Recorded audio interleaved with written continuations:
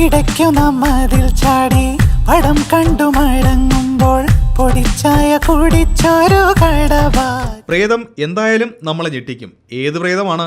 രഞ്ജിത്ത് ശങ്കറും ജയസൂര്യയും ഒന്നിക്കുന്ന ഏറ്റവും പുതിയ സിനിമയാണ് പ്രേതം. ജയസൂര്യ മൊട്ടയടിച്ചൊക്കെ എത്തുന്ന ഏറ്റവും പുതിയ സിനിമ.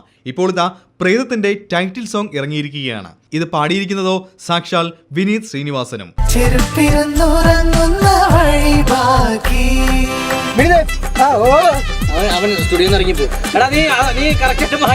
അതും മെയിൽ ആൻഡ് ഫീമെയിൽ വോയിസുകളിലാണ് വിനീത് ശ്രീനിവാസൻ ഈ പാട്ട് പാടിയിരിക്കുന്നത്. തികച്ചും വ്യത്യസ്തമായിട്ടുള്ള ഒരു പരീക്ഷണം. സ്റ്റുഡിയോയിൽ പാട്ട് റെക്കോർഡ് ചെയ്യുന്ന വീഡിയോയാണ് ഇപ്പോൾ ഇങ്ങനെ വൈറലായിക്കൊണ്ടേയിരിക്കുന്നത്.